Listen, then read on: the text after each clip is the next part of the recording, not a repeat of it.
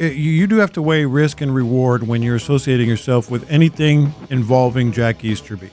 I mean, it truly becomes, I mean, that's where we are. I mean, the entire league has their eyes wide open about what Jack Easterby's done to this club, because the entire league saw how close they were, a year ago, 2 years ago.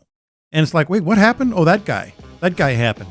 And Bill O'Brien becoming general manager, and the two of them, dismantling and destroying this franchise.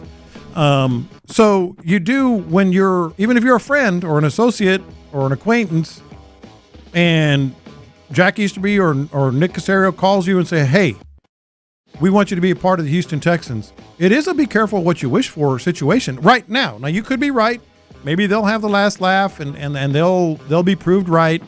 But for right now, you're associating yourself with a real stench, when you associate yourself with Jack Easterby. I know somebody who knows Josh very well, very well.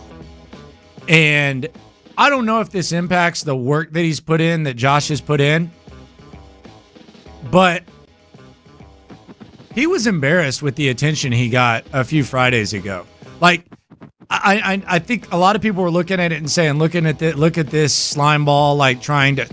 Dude, this guy was minding his own business in Philadelphia on the practice squad. That's what Josh McCown was doing. He was an extra coach for the Eagles. He was a valuable resource to what they did. He was minding his own business before they brought him here, and it is his home state. But he was embarrassed by that attention. Make no mistake about it. He was embarrassed. He did not want to be in that situation, and he understands why people felt the way they did. But he was not very pleased with the way people were talking about him after that, because, quite frankly, he doesn't deserve that. Mm-hmm. He's paid his dues, and I think Josh is going to be a hell of a coach. I just don't know if how a lot of times they say when someone has options, and I think this is what kind of handcuffed the Texans when it came to hiring a coach. When someone has options, you don't want to take a bad job, because it could be the only opportunity you get. If you're a head coach, or if you're going to start your coaching career, it could be the only opportunity you get, because if it's a disaster, there's a lot of ground that you have to make up after that. David Culley took the Texans job because he had no other options. Nobody else was going to make him a head coach, and quite honestly, I don't even know how much he wanted to be a head coach. Right.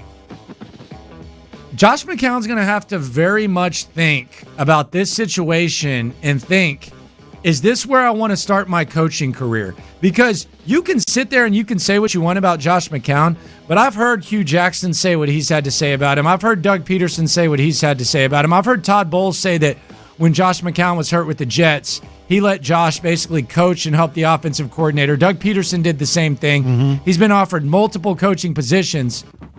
Josh McCown, unlike David Culley, is really going to have to take a step back and look at this situation and say, is this where I want to start my promising coaching career? Yeah. Because he has options. Well, make no mistake about it. This guy has options, and this is something that Josh is really going to have to consider.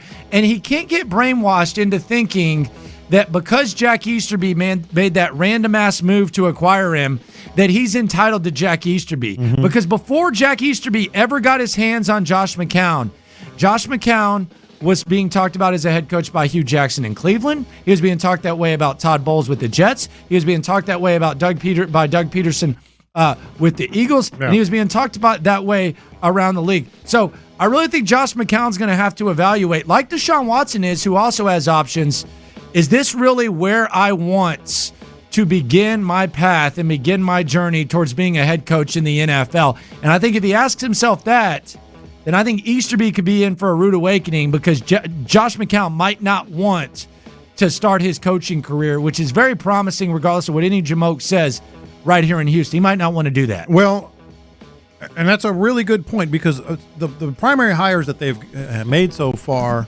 really didn't have a lot of options. What's Tim Kelly going to do? Where's he going to be an offensive coordinator? Nowhere. Where's Lovie Smith going to be a defensive coordinator? Nowhere. You can extend it. Where's David Culley going to be a head coach? Nowhere.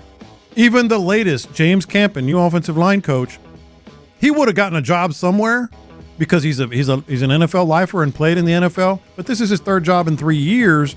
Good guy, pretty good coach from what what you can see in him.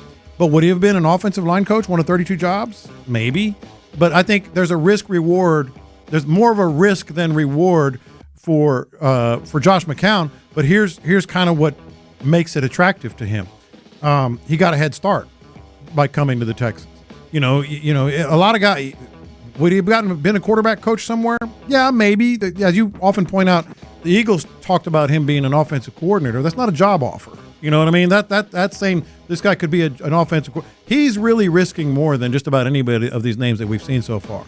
Yeah, and I mean, he has been offered QB coaching jobs. Hugh Jackson did offer him that job in 2016. Yeah, with the Browns. He did help the Eagles offensive coordinator. There's like an NFL Films video of the O coordinator looking at him after a touchdown. I think it was a Carson Wentz touchdown going, "You called that one. You called that one." Like, he's been there. He's got options, and he just needs to realize, because I love Josh, man.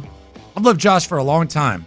Like, a long time. Like, he's got to realize, don't get brainwashed and think that you're entitled to serve Jack Easterby, because there's a lot of coaches around the NFL that would love to have you on their staff. Yeah. So you have options, man. You're not obligated to do anything. They've already put you in a situation that you've never been in, where people are all of a sudden criticizing you, despite the fact you've always done everything the right way. You're a true, genuine man of faith. You're a true asset to those around you. You truly help young quarterbacks. It's the first time you've been criticized. So don't feel like, and I don't like saying this because I like Josh. I like Josh being in the same city as me, working for the organization. But don't feel like you have to sit here and latch on to Jack Easterby. You will be an NFL head coach one day, and you don't need Jack Easterby for it. Jack Easterby needs you more than you need him, Josh.